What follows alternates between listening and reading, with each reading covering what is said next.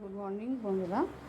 আজ আমি তোমাদের একটা খুব সুন্দর জিনিস শেখাবো, একদম হোমমেড, যেটা আমরা বাজারে কিনি। সেটা হচ্ছে সাবান, যেটা সবারই প্রয়োজনীয় জিনিস এবং নিত্য প্রয়োজনীয় জিনিস, প্রত্যেকে এটা আমরা ব্যবহার করি।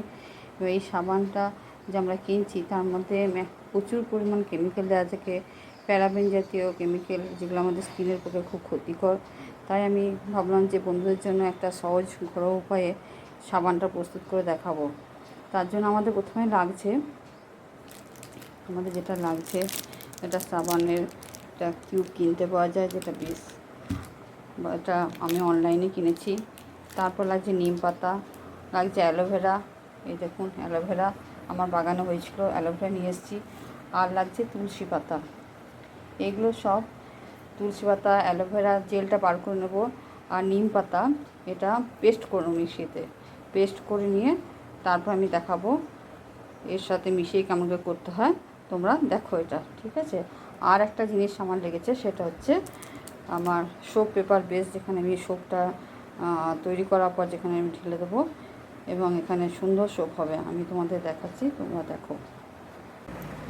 এখন আমি এই সমস্ত কিছু এগুলো নিচ্ছি, মিক্সার গ্রাইন্ডার নিলাম, যে অ্যালোভেরা জেলটা নিলাম, তুলসী পাতা নিলাম, নিম পাতা নিচ্ছি, এগুলো সব নিয়ে আমি পেস্ট করব, ঠিক আছে? আমার এটা এখন গলতে শুরু করেছে। আমি এর মধ্যে এবারে ওই পেস্ট করা ওটা দিয়ে দিচ্ছি, দিয়ে আস্তে আস্তে এটাকে নাড়াবো। রঙটা দেখো কি সুন্দর সবুজ রঙ হয়ে গেছে। এটাকে আমার অনেকেই কালার মেশায়, এটাকে কালার মেশানো আমার দরকার নাই। এবার যখন পুরোপুরি হয়ে যাবে তখন আমি এখান থেকে নামাবো। নামানোর পরে এই যে সোপ বেসটা রয়েছে, এই সোপ বেসের মধ্যে আমি এখানে ঢেলে দেবো, ঠিক আছে? সব পুরো মেল্টিং হয়ে গেছে।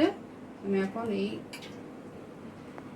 এর মধ্যে আস্তে আস্তে ঢেলে দেবো।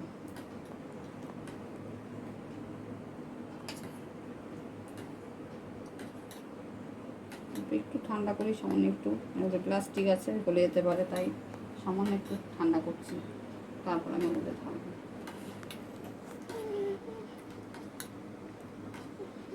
খুব সুন্দর একটা সেন্ট বেরোচ্ছে, কালারটাও দেখো কত সুন্দর হয়েছে, একদম গ্রিন কালার হয়েছে।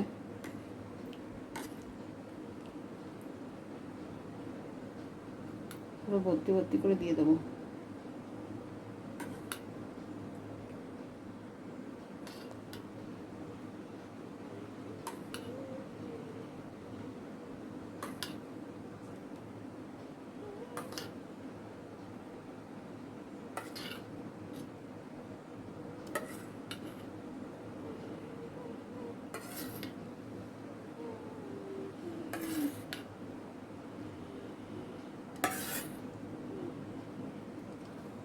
আমি যা মাপ নিয়েছিলাম পুরো 4টে সাবানের জন্য একদম পারফেক্ট হয়ে গেছে, সব কোটাতে হয়ে গেছে।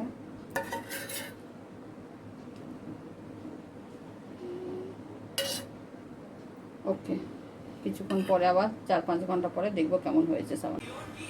বন্ধুরা, আমার 2 ঘন্টা পরে এবার আমি দেখলাম যে কি অবস্থা হয়ে আছে। দেখছি সব জমে গেছে। আমি এবার তুলে দেখাবো কত সুন্দর হয়েছে সোপটা আমাদের।